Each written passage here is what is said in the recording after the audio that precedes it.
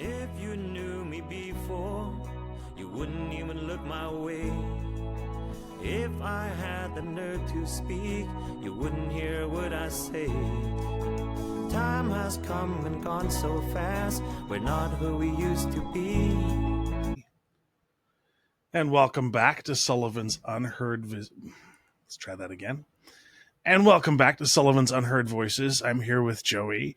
Joey, I had a chance to sort of peruse your music, and you really dialed in that sort of country twang along with like the guitars and all of that stuff. Like, how did you get started in music? Yeah, so it started as a songwriter, really, initially. Just always had a love of writing, even when I was a young boy. So I've always joked with everybody. Everybody goes, "How did you start singing?" And well, I grew up on a dairy farm, so I said, I sang in front of the cows, and people would laugh, and I'd just be sitting there serious with them. They're like, "Oh, you're being serious?" And I was, "Yeah." So, musical wise, when I was in the Navy, I started doing some competitions with some folks, and we won a couple. Got to open up for some names, and so when I came back into the outside world, we took about 5 years. I decided to start up a little 3-piece band, and worked out really well. And then it just grew from there.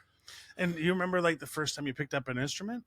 Well, I'm a sucky guitar player, so usually I'm just a vocalist. I fiddle around with it, we'll just say. But the first time that I got up on stage and started singing, it was magical. I felt like I belonged there.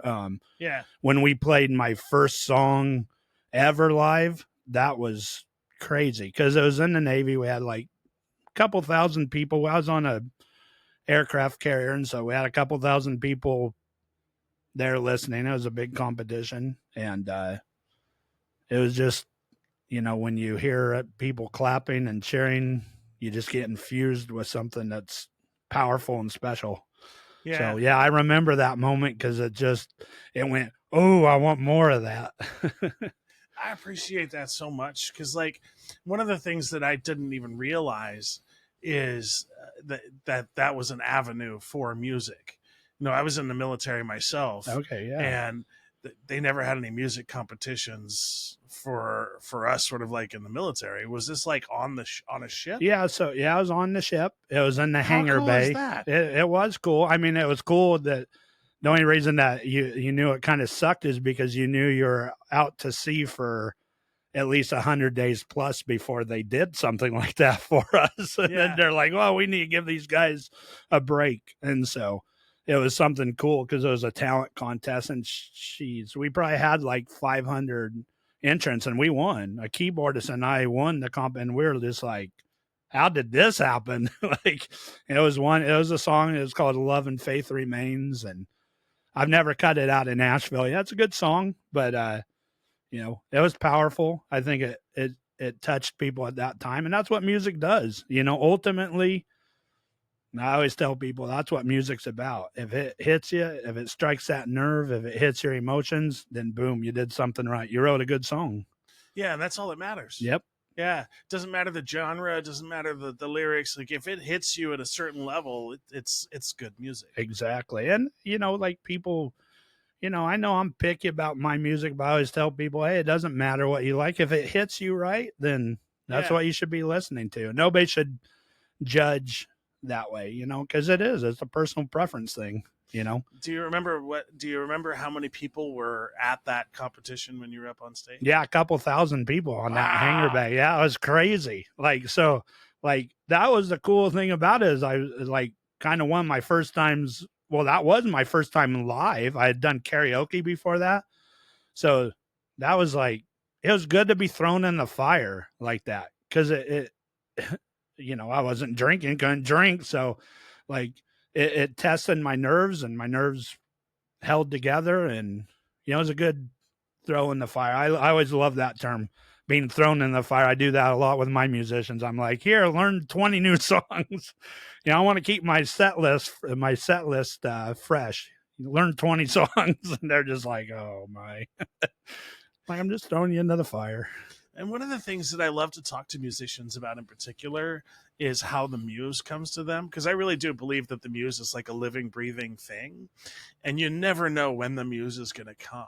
That's cool, So- Sullivan. I love that question already. So when the muse visits you, what do you Yeah. do with that?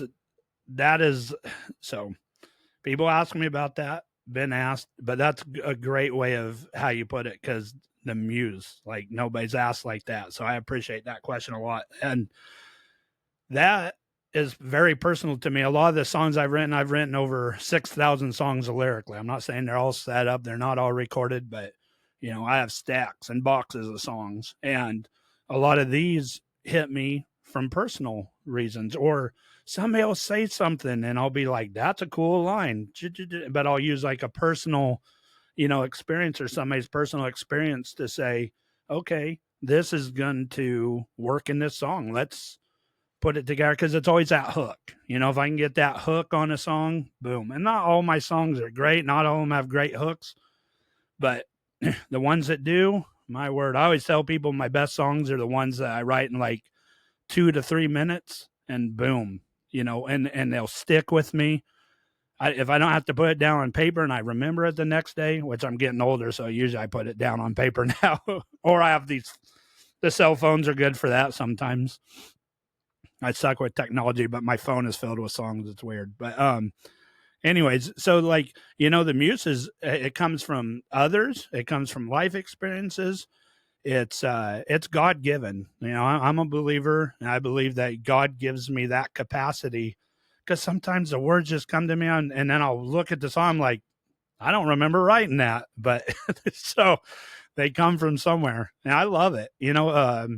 That's my most favorite thing to do. I love writing, writing the lyrics and then watching them get created, and going to Nashville on some of the ones that we've done and watching them build up, and and then playing them on stage and having folks come and say, that song really hit me, and that song touched me, or that song was really funny. My gosh, that's why I stay in this. That's why I keep doing it, because that push from folks, it's beautiful. So the muse, it comes from the world. And I appreciate that too, because like I always find that music that's not really embedded from, but like drawn from real life experiences, and like tells an actual story of somebody's lived experience, is much better quality music in my eyes.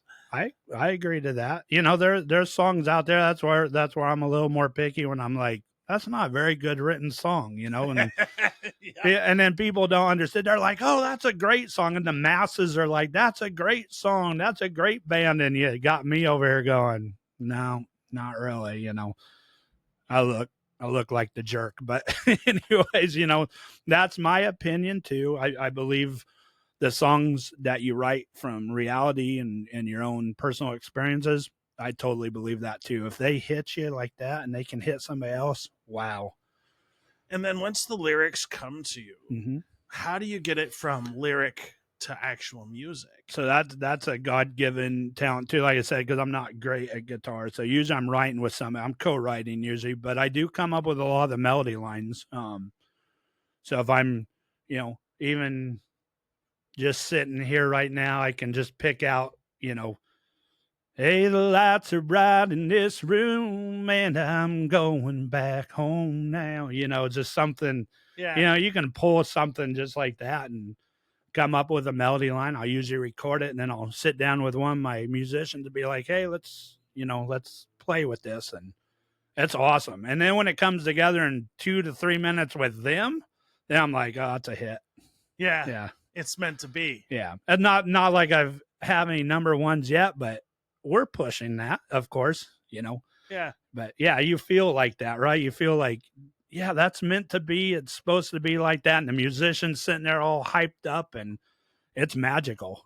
I mean, especially when you take a step back and you think about it, right? Mm-hmm. And just how improbable it is to get 4 people in a room, thinking on the same wavelength to put a song together. Yeah, it's crazy. It's just one of those magical moments that you can't really find anywhere If you're writing in Nashville now they got like 10 people writing songs, which I don't understand. That's one thing.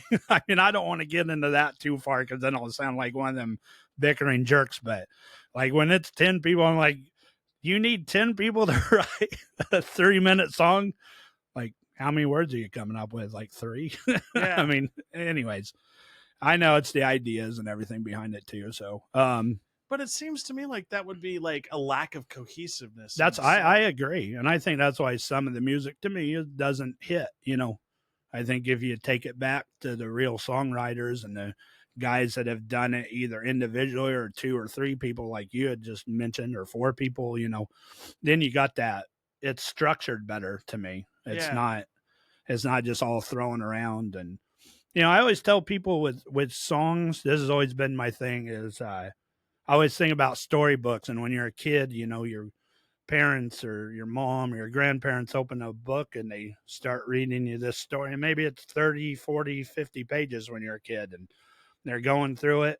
Well, a song to me is a 3-minute storybook.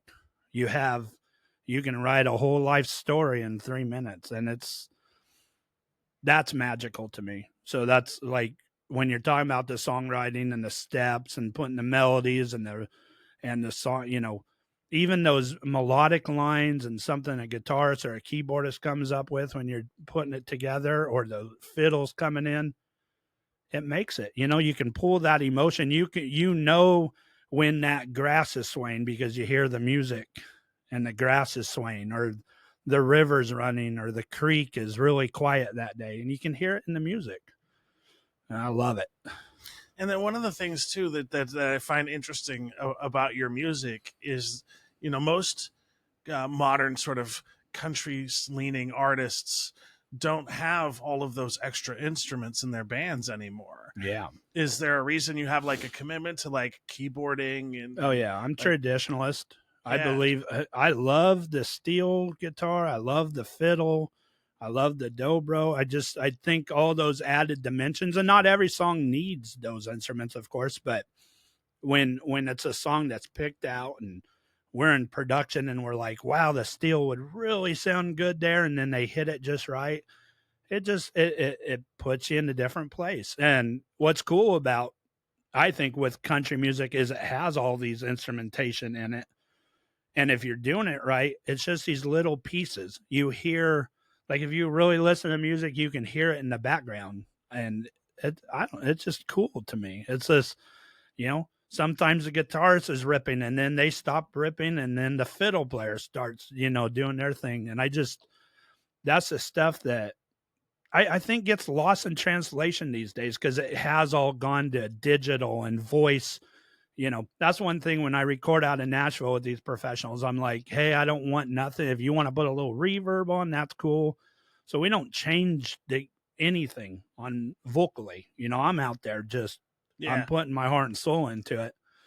And a little bit of touching up, but nothing like, what is it? You know, making the voice sound. auto tune. Yeah, auto tune. That's where, thank you. You know, and so that's difficult for me with the newer music. And then the synthetic drum beat. I like a real drummer, man. Like that, you know, there's nothing better than somebody kick drumming and hitting that hi-hat and coming back rolling down. You know, it's like, that's cool. That's cool. And it's cool to hear in the recording studio. These synthetic beats, it's just, you know, it's, I just, you know, whatever. There's something to be said about a song with imperfections. You know, like if you have a song that's all synthesized and it's all sort of like produced from like start to finish, I think it takes away from some of that like emotional connection with the song because our brains aren't designed to accept that, I don't think. Just like Step Brothers, me and you are becoming best friends right now, Yeah. man. I'm telling you. I mean, yeah, correct. And you know, like if you could bring it back to and vinyl is starting to become popular with these kids again. Now, cutting vinyl, that's a different story. That is expensive. I don't have the funds to do that one of these days. I hope to, and can say, here's my vinyl record. Because, I mean, I remember, you know, I grew up in a small town, so I think we were just 100 years behind anyways, you know, compared to cities and, the technology that was coming out. Small towns don't have it necessarily. So I'd sit with Grandpa and listen to, Elvis on vinyl or Elton John on vinyl or, Marty Robbins on vinyl. And you hear the little crack. That's cool to me. That's like, and yeah, you hear them sometimes like miss a note and I like that. Even in my live shows, if I make a mistake, it's fun. It's fun. We roll with it. I've stopped midstream and a song and the crowd loves it. They're like, okay, because guess what that does? It makes you look real. Yeah. It doesn't make you look like you're perfect and you have all these backing tracks. I don't believe in the backing track stuff. Get out there and if you're doing a live show, kick butt and do a live show. And you say backtracks. Yeah. I guess I didn't really realize that was a thing for live venues. My word. So that means like instead of having backup singers, you just have like a track in you the can background? have that, but then a lot of it's like also like the backing tracks for the drums. That's not a drummer playing the like, so if you go to some of these live shows, and I'm not naming names because I'm trying to make the country business, I'm not going to burn no bridges that way, but they know who they are. They know, anybody knows who's using backing tracks. I'm not saying local artists do. I think local artists are still trying to impress to be the best. But, you get into some of the bigger city venues and some of the bigger artists. Yeah, they have backing tracks. And yeah, even on the vocals, you'll hear like them harmonize on a vocal there, like lead singing on. It's like, okay, and that's okay if that's the way they want to do it and it's popular, each their own. Yeah. At the same time, though, it's like, yeah, like I'm letting that sink in for a second because it's one of those things like, why? But I don't know if I'll ever get a right answer. Yeah. No, and it's I don't think there is a right answer. I think like everybody has their own taste. It's not my taste.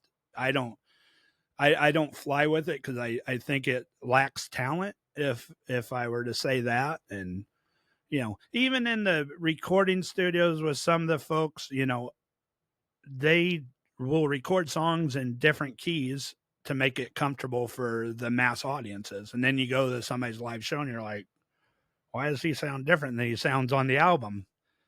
Well, I can tell you why, but like I said, that's it. I'll tell you, music's all about, like, on that side, on the artist side, it's who you know and the money. Yeah. I mean, they really tell you, like, to break in as an artist, it takes $1 million usually just for marketing and promo and like to make yourself look pretty. And because let's just face it, it is a lot of image, and it's been like that for a long time. I've always felt sorry for the female artist, Yeah, there's because you can have you can have a couple artists that I know that are amazing vocally, but they don't have the look. Correct. And they can't get anywhere. Yeah. And I look at myself, some guys, it's a little less harsh for guys. So, I've been told, well, you have that look. I'm like, oh, I don't know. No, I don't have the $1 million, but if somebody wants to give it to me, we can definitely talk. So that's why the songwriting side's important, because you don't have to have that necessarily. You're pitching to those people, and that's a whole new ball game right there. There's a lot of songwriters, so you're lucky enough to get your songs looked at, which I've been fortunate enough. Now it's just a waiting game. Is this song gonna work for that person? And we put one out on radio. It reached 90 on the national charts, which is good for an independent artist. It was a good start for me. So, which song was that? It's called Backwoods Story. So, and I do have to say something. I've been like a couple of years ago, I took all my music down off the social sites because I was one of them that was fighting with, like, you're only making like pennies on thousands of dollars with people streaming your music. It's not fair. It's just not. It's not fair for my fans. But I have it up on my website for people to, if they want to buy them, or if somebody wants to hear my music, I'll share it. So on YouTube, there's a couple finished songs. The other ones are a little rough. I like the rough ones still, with just a guitar player and me singing, but it doesn't necessarily show where some of the music is gone. But Yeah. Backwoods Story is a great song, really rocking. The next one, I'd love to. I'm gonna try late summer, early fall if I can get some either backing or come up with the funds myself. I'm gonna try to test the waters with a song that a lot of people love and know around here. It's called "Dear God, Why," and I'm gonna keep my fingers crossed and pray like hell that song takes off because I believe in it. And that's the one that's on your website, right? It is, yeah. We have that one. It doesn't have like a full video to it, but it's cut in with. I think I want to re-record a little bit of it and put some violin sound on. I think it'd be really pretty that way. That's awesome. Mm-hmm. So, hey, I wanted to say thank you for your service too, man. Oh, that's my pleasure. Where did you serve? Or I was in the Army. Awesome. Yeah, Good deal. That's a different story altogether. Yeah. You know, we don't want to get into it. Well, they spend so much money to train me as a Bradley mechanic. Oh, but yet I didn't touch a single Bradley the entire time I was. I believe my brother Patrick, he was Army National Guard. I believe he worked on the Bradleys when he was over in Iraq. I'd have to ask him. I know he probably hates that I mentioned him too. So if he listens into this, he's going to be like, he's my youngest brother, so I'm not worried. I'm the older brother. I can say. Well, if that's the case, ask him if he has the same opinion that I do, that the Bradley is the worst possible vehicle the military ever invested in. I will do that. Yeah. Because he probably has the same opinion. Yeah. I know that he went in as a different rate, and then they were having him do different things. I was like, oh, that's how the Army does it? That's odd. Straight up. Yeah. I went in as a rate and did what I was taught how to do in a rate. I'm not dissing on you. I love all the military branches. See, we all give each other a hard time, and I love that. That's great because I'm good at taking it and giving it back. But when it all comes down to it, when we're all serious and that's when I'm like, no. If you served, my heart's all, and I don't. Look, you don't know what times you're going into the military either. You don't know if there's going to be a war. So, like, people that puff up and go, I'm a war veteran. And then you're like, well, I'm a vet. Well, you're not a war veteran. It's like, I am a war veteran, but I'm not. I don't sit there and let other people know that didn't serve. You just sign your name on the dotted line and you should be proud of it. You should be 100%. Exactly. Because at the end of the day, you are not you do not leave the military the same person you were when you joined. Never. Yeah. It helped me. I was a really shy kid growing up on the dairy farm. I missed a lot of schools. It was a family farm for 300 cows, maybe a little less than that. But and my dad just had us work. So I was a really shy guy growing up. So now when people see me from high school, they're like, what happened to you? Because I'm very boisterous and out there and on stage and doing my thing. And I said, well, I went in the Navy and met people and got to see the world and got to do this and that. And it does. It changes the person you are, the personality that you have. And I think usually to the good. I think it usually 100%. is. I think so. I always tell young guys or young women too, if you don't know what you're doing in your life, just at least go check it out. And it's not for everybody, but for some people, it's just the right thing, right? Because, like, before I joined the military, I didn't have structure. I didn't have real discipline. Yeah. My dad was always working or up to his own shenanigans, so I was left to my own devices.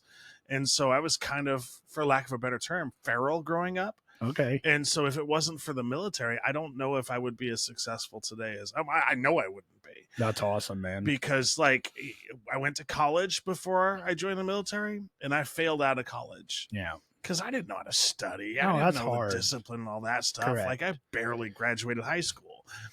And then when I went back to college after the military, that was the training and discipline I needed. That's cool. To get the education I needed to be where I'm at today. I respect that a lot. And I wish some of these kids would understand that. And luckily, a couple of these young guys that have done some of the side construction with me the last couple of years, I got them into the military. Now they decide they want to do Navy. So I was like, all right, cool. Yeah.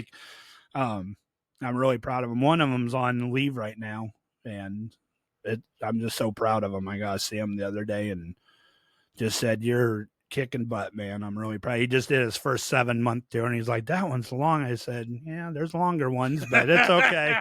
It's but good job, man." you know, and seeing the world and meeting new people from different areas. I went from a town of, it's bigger now, but when I was growing up, it was about 600 people, SIO, and going on a carrier, 6,000 people, 600, 10 times as many people just on the ship alone. So it just changes you, and just meeting people from different walks of life. And it was just so cool, meeting people from New York or Texas or Arkansas. It's just you get to learn that even if you had a hard life, they probably had a hard life, but it all correlates together, and you can talk and learn. And, my music grew a lot in the military too, because I was listening to, different genres I'd never listened to. I'm like, I was rock and country pretty much, and that's it.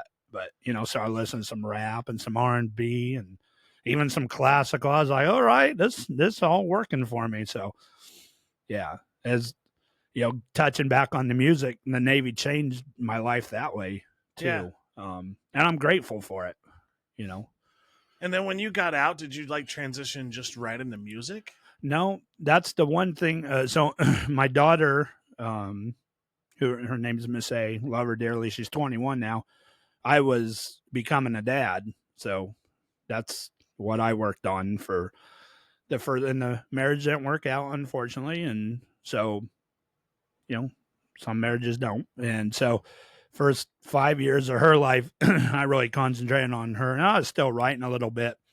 So after 5 years, I got with my cousin Jake, and we entered it used to be called, oh, come on, I got to get this, the KRKT Country Showdown. And they had it in, I don't know if you remember it. So I joined that, and we did good. We placed, and I did it for like 3 years. And then that's when I started like a little trio band that we played around. And then like when was it? Yeah, September 22nd of 2012 is when I say I officially became like a live band. And that we were called Joey James and the Massey Fergusons. Now. I love that. I did too, because I grew up on the farm. I love the old Massey Ferguson. I was like, this is a cool name. And everybody, the other 5 members are like, this is great. Our first show was at the old Duffy Singer. We it went over the capacity. They tried, they came in right at the end of our shows. I was like, who cares? We had like 600 people the first show. So I was like, okay, this is cool. Yeah. But we stuck with that name till I started finding out like some of the venues that, they put your names up on the marquee, of course. Oh, it's a long name. So they're going Joey James and the MFs. Oh, no. Yeah, I think I was catching some genres that were thinking, oh, the MFs, I was like, this ain't going to work, man. So it just went to Joey James Band. Then when I was in Texas, I lived in Texas for 5 years. I started a band down there, and I was thinking the same thing. I was like, well, I don't need to separate myself, but these young cats, they're really good. Maybe I'll be called Joey James and the Storm Chasers. They loved it. They're like, all right, cool. No joke. Like the first 2 shows that we had in Texas is crazy weather, especially in the springtime. So I think it was like March. We go to play, and it's just a tornado. Like it's like 20 minutes away from us. So it shuts down. We're playing the show. We don't hear the sirens or nothing. Luckily, the tornado missed our path, but I was like, okay, that was a fluke. Nobody showed up to the show because the tornado happening, I don't know this. I'm dummy. I'm not from the South. Play the next show, huge thunderstorm. I said, okay. No. We're going to drop the Storm Chasers. Storm Chasers ain't working, so we're going back to Joey James Band. It's stuck since. So... And so you come from Texas, and then you circle back here to Oregon? Yeah, I circled back here, and then really, really brief stint to Tennessee. Couple reasons being there a little bit of a too fast move. Kind of some things happened there with a house that I was renting that I don't want to get into that because it's just a mess, you know. Yeah, don't worry about But it. also, my mom kind of started not feeling as good, and so said, "Okay, it's time to be in Oregon right now." And so I'm back here. I mean, you know, some of the people like you, I know me and you, we could just become great friends. But oh my gosh, Oregon just. I know your show's airing in Oregon. They're like, oh, I just lost like 200,000 fans probably, but you know, it is what it is. I miss the South. We'll just put it that way. Yeah. I love it down there. I feel that's my home. I feel that's where I should be, or even the Midwest. We've done so many shows throughout the South, the Midwest, even through Montana and Wyoming, and it's great. It's just a different vibe.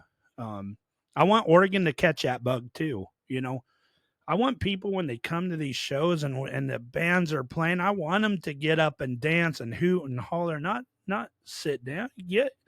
It's okay to dance. You don't have to be a professional dancer. We're not choreographing anything. Get your asses up and start dancing, man. Like, you know, I love a lot of people here. A lot of people are my people, but I want to see more liveliness because I know it's on all of our bones. Yeah. You know, if you got an entertainer up there wanting you to do it, come on, get on up, you know? So that's my only knock on that. I mean, I have great support. I'm not going to knock that because I really do. I have amazing fans here, and I have amazing fans everywhere. But I do miss the South because the South, you get venues that have locked in crowds. Their venues or people go there. So you're making new fans each time you're playing there. You know, I don't want to knock anything here. I have decided, okay, no more bar shows around here. It doesn't work. I've always been an advocate for we're stuck in like a 70s pay still for musicians, and it's a lot of work. It really is. I try to pay my musicians a little over what the area pays, and because I love them. My musicians, they're the best. I mean, I love them. They do so much work. I mean, I'm telling you, this next show I'm doing, I threw like 44 songs at them. I'm like, I'll learn them, and they're like, all right, you know, maybe a little bit of pushback, but I was like, come on, it's a special show, just learn it, you know, and it's amazing. I think it's one of the things that get overlooked. I think people come to our shows, not just our shows, but musician shows, and they're like, oh, we have fun. I guarantee, I bet every person that's up there on stage, otherwise we wouldn't be doing it. But I guarantee also on the backside of it, they're like, this was a lot of work. We got to bring the PA in. We got to have the sound right. We got to have, it's a lot of work to do that. I mean, you're setting up all day and then you're doing rehearsals, you know, and the rehearsals, I'm not complaining by no means. I don't ever want to come across like that. No, but at the same time, you know, this is one of the things that we talk about on this podcast all the time. Yeah. Is just how much work goes into a performance. Yeah. And like just how important it is for not only people to appreciate the artist, but to actively get involved in the musical performance. Yeah. Get on the floor, get dancing, get supportive, you know, because it's so difficult to get to where you're at to be in the beginning to stage or floor ready. Yeah.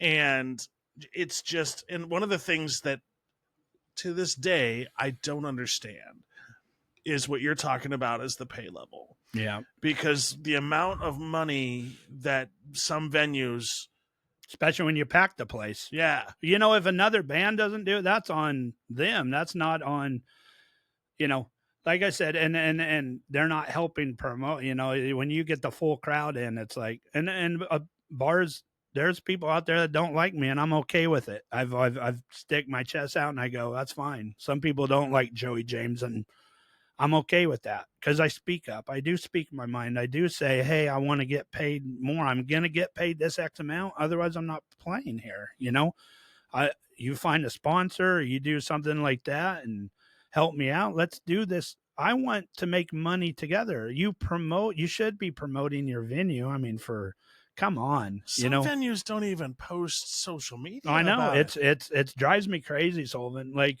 I mean, I know you don't know much about, you know, I was trying to do a concert series here in Salem. It was at the Grand Theater. It was Nashville artists that have had at least one number one hit or better.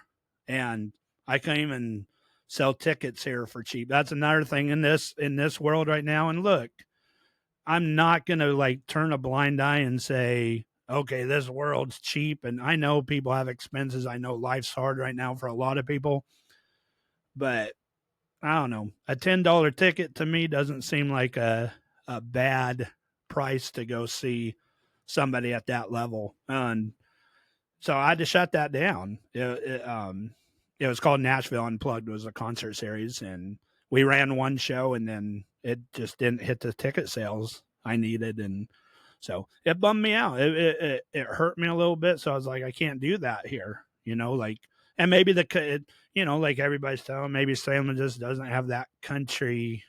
You got to go the outskirts. But I was like, well, we did promote on the outskirts. We were on KRKT radio. We were on every local radio, and doing everything we could, social media, putting it in. So it's head scratching. Like, that's where music's hard for me. Cause, I got this really special show coming up, and I hope we can talk about that before we leave, because it is literally the most important show, and I'll just keep it there till we talk about it. And I'm going to just say, I really pray that people can hear my voice and my emotion in it when we talk about it, that they will come and just support me and spread this sucker like wildfire. I said sucker, so just you're no good. Bleep. There's no bleeps here anyway. Oh, cool. Yeah. Mm-hmm. All right, I can talk like a sailor. No, I'm just playing. But then the other piece where you were talking about like Nashville, right? Yeah. So like, what's the difference between like Nashville? Because you were in Nashville to record those songs. Yeah, correct. And correct me if I'm wrong. There's only a few spots here where you can actually record. Yeah, right? Correct. And there's some good recording studio. Some people have their own little setup, and that's great. Some people spend the money on the equipment, but it is different. If you really want to be, I hate saying this because it sucks. I sound like a little snot doing this, but I'm not. Like, if you want to be taken serious in the music biz, you got to record with serious people. Yeah. Now there are, oh my gosh, I'm not going to name again because they know who they are. There are some great recording studios, but you're right. There's only a couple in Nashville, that area, or Tennessee alone. Yeah, it's the Mecca. I mean, it's one of the Meccas. Atlanta, Miami, LA, of course, New York, those places. Yeah, they're filled with studios that have all this really amazing equipment and producers that have worked, it is connections. And I've been fortunate that way. One of the producers, Kent Wells, records, Dolly Parton, has been working with her and plays guitar for her a lot on the road. Excuse me. Sorry. For the last 38 years. So it's been really, and he's recorded not just her. He's worked with multiple big artists, and same with my other guy. I have two producers that I separately work with. The other guy's Buddy Hyatt. I mean, he's on the road with a major band right now, and it used to work with Toto, used to play and sing with Toto. So like, he's like a major player too. So like, getting with those guys, and the surreal thing was, like, when I was a kid, I'd open up a CD and look at like who the songwriters are, and then be like who the musicians are, and be like, oh my gosh, like Brent Mason. And well, Brent Mason's playing on some of my tracks now. And that's awesome. And I'm like, I'm sitting there pinching myself, and Lonnie Wilson's on drums. I'm like, what? And so like all these listing guys that I know, and they're the coolest dudes. They're so humble. They're like, and I have amazing producers that have worked with me on the budget. They really like my music. I know this because when we started with them, they did it for next to nothing with me. And they said, you got something. So now it's just a push, My goal is to record another 20 songs by the end of this year. I don't know if it's going to happen. It costs a little bit. And if we do that, then I'll have a catalog of 50 plus songs that can be pitched. We're at 32 right now that we're actually able to pitch, and because that's what they look for. So back in the day with music, the old Motown days or before then, you could just cut a song, like guitar and vocals, and here, pitch it out. And as a songwriter, they want all full on they won't even look at your stuff if it's not fully like put together, recorded.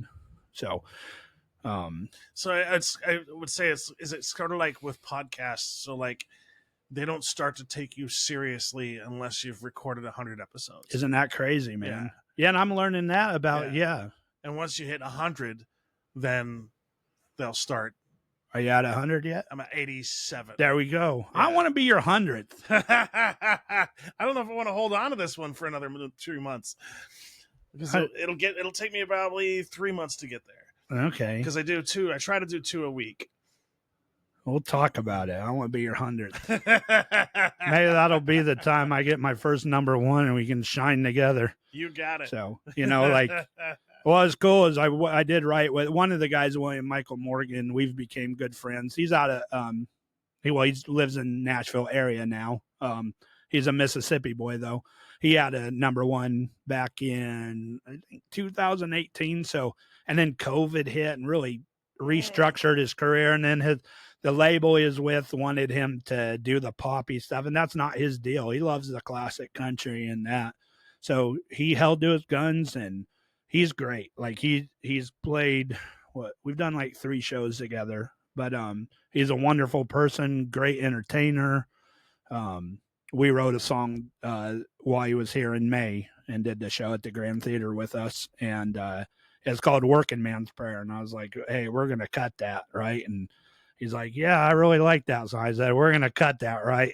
So, I'm like pushing him a little bit. I'm like, then I've pitched some of my songs to him. So, because I believe in him. He's only 32 and great personality. I think he has a niche. And the country music's starting to sway back a little bit to that sound, so really happy about that, So I think that's where I'm going to get my shot in the next couple of years is, I think my sound is starting to come in because it goes in waves too. It always, that's how this business works too. So I'm telling you, you have to have a really thick skin because you get a lot of no's and you get a lot of people, not putting it down, but saying, yeah, I don't think it's good enough or, and then you got to just know that you got to have belief in yourself that, no, this has gone to the masses. That's where live shows to me count for something, because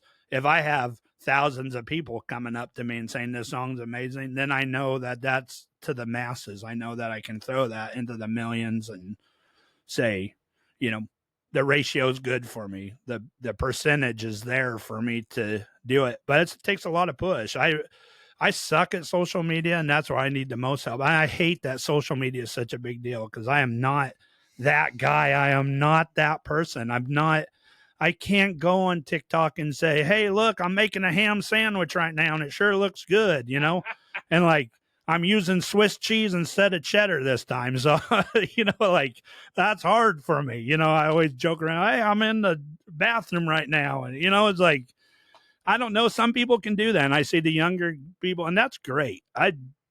That's not me. So I do miss the old school factor. I do got to get better at social media due to that. I mean, it is a big factor these days, even with what you're doing. I'm sure you got to, yeah. Yeah. And the part that surprised me the most is just how many unwritten rules there are when it comes to social media. Mm-hmm. So like, if you post, at Facebook, for example, if you post that my episode's airing, and I put the link to the episode in the post, the reach is crap. Isn't that but crazy? If it's the same post and I put the link in the comments, 10 times as busy. Oh my. And it's like, the unwritten rules, it's pretty wild. And it's like, and you never know which social media platform you're supposed to be on. Thank you. Because like I'm on Facebook and like, oh, you're old and all that. I know. I know I am. They're like, TikTok's in, but then you go on TikTok and they're like, Snapshot and or whatever that Snapchat or whatever that TikTok's really difficult for me because it's just pieces. I'm like, I'm not a piece. 60 seconds at a clip. You know, yeah, and that's hard for me. I'm like, I can't even get 60 seconds of anything, you know, like I'm still trying to make myself look pretty at the angle that I'm doing, you know, like that takes me 40 seconds to get the right angle that they want, you know. Well, and you can't learn anything really in 60 No. seconds. You know, you need some time to actually have a conversation. But do you know the attention span is less than that for Americans these days? It's crazy. I was creeping back up. Is it? Yeah. That's good because it needs to creep back up because some of these young kids, you're talking to them and they're all ADHD. It's like, come on, calm down. Yeah, some people do give me a hard time because my podcasts are about an hour long. No, I like it. But it's like you need that time just to actually get to know somebody. I love that. Yeah, I know a lot of the radio interviews I do. Hey, can you do this in like 5 or 6 minutes? It's like I guess, and then they're asking me all these questions, and then it's like you can see them like you're going too long, you know. Like they'll be like, "Did you serve in the military?" And I'll be like, "Yeah," and I get all proud of it, and then they're like, they shut me down, and I'm like, "Okay, well, on to the music." I'm like, "All righty." and there's just not enough time. No. Then I sound like an idiot. You hear the clips back, and it's like, man, this guy's really stupid. And it's not even that. It's just you sound produced. Yeah. Because you kind of are. Yeah. Yeah. It's pretty funny. No, I appreciate Stephanie reaching out to me and having me here. It's been this has been one of my favorite interviews to date. I'll let you know that right now. Yeah. I like to speak from the heart, so everybody that knows me knows I shoot it straight with everybody. Yeah. So I appreciate it. I'm gonna pray that your show takes off too. I want it to, you know. Yeah. I appreciate that. That's good stuff, man. And so like we've been at it for almost 50 minutes. Heck yeah. And I do really want to take some time to talk about your benefit concert coming up because it is really important. Please tell people about it. Yeah. So I'm sorry if I'm not going to say sorry if I get emotional.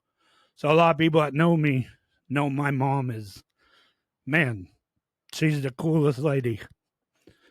She's my hero. She's been in a wheelchair for 48 years. She raised 5 of his kids that way on a dairy farm with, you know, a husband that wasn't always the most supportive and not the nicest guy. And she's, through me, she's always like been my rock. She's always been positive and always said, you can do this. Your song sounds amazing.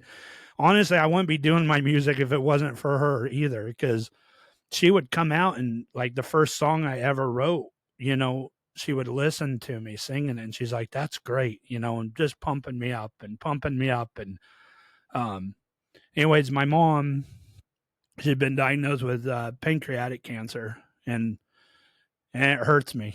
It's one of the bad ones. We're still trying to get some results back and seeing where we're at.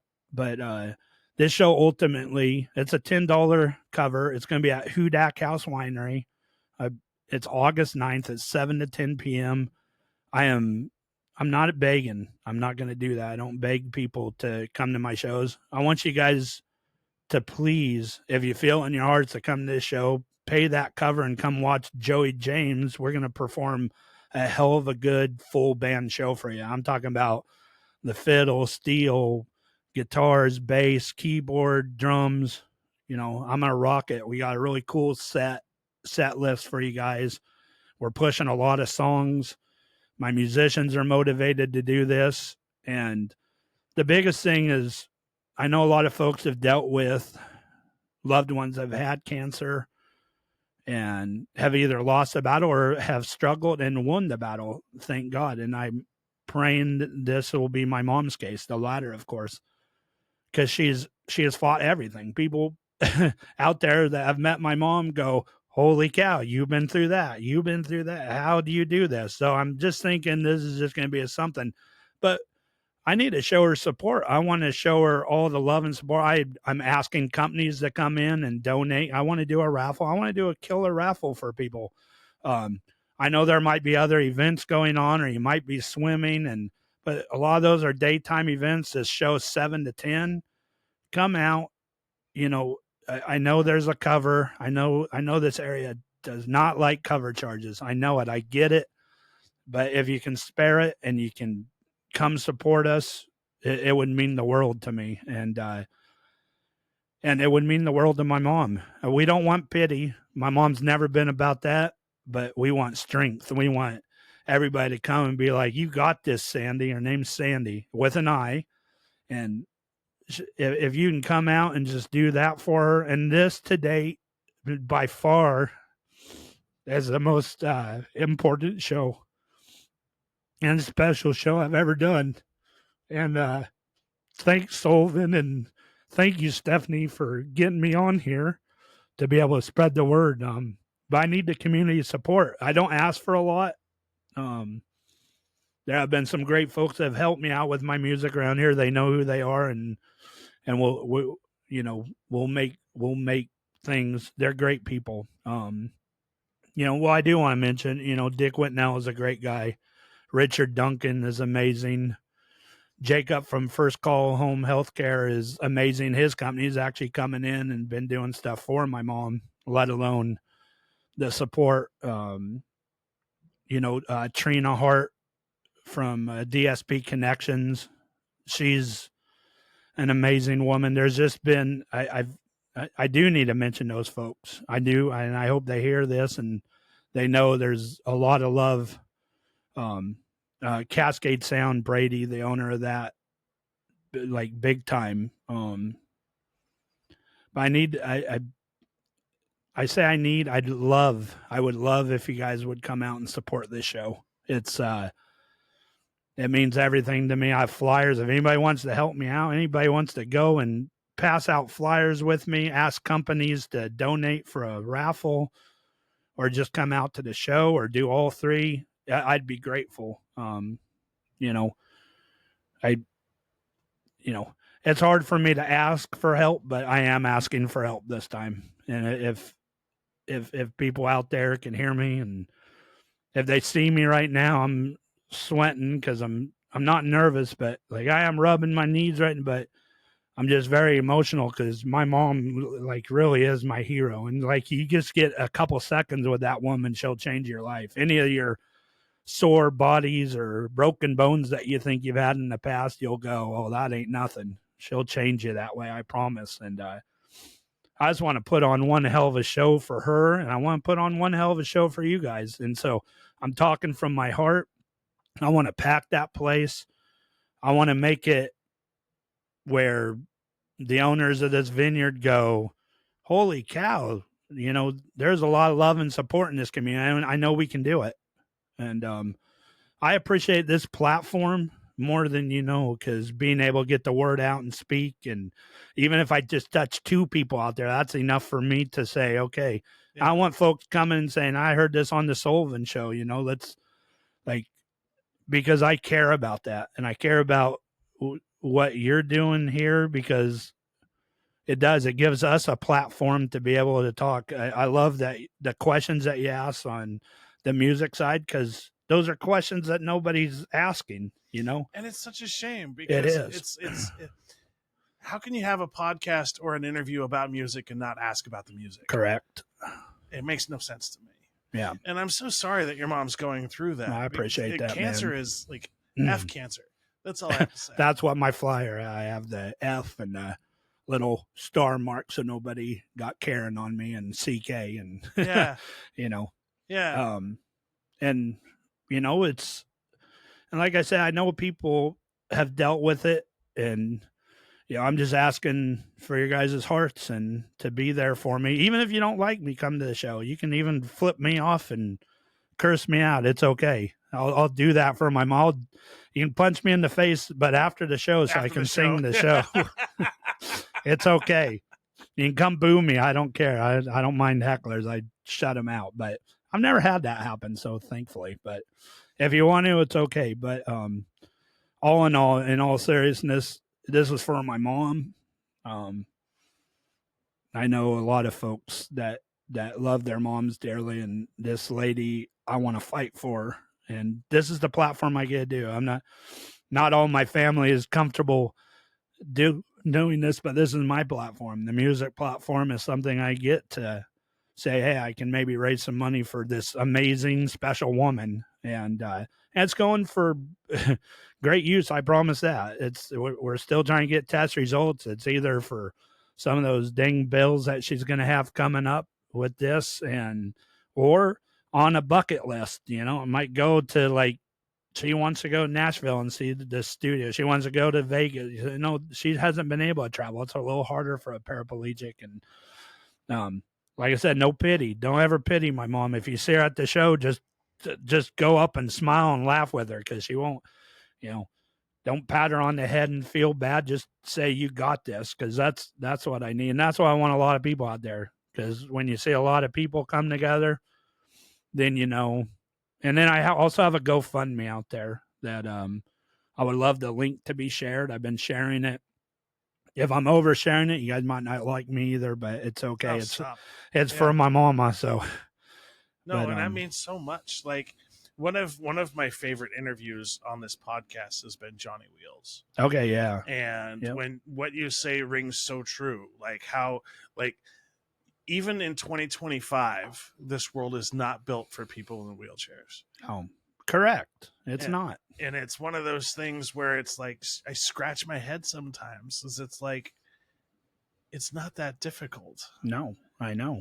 But yet it seems like a constant fight. Yep. Yeah. And it's and I promise you're going to get a good show.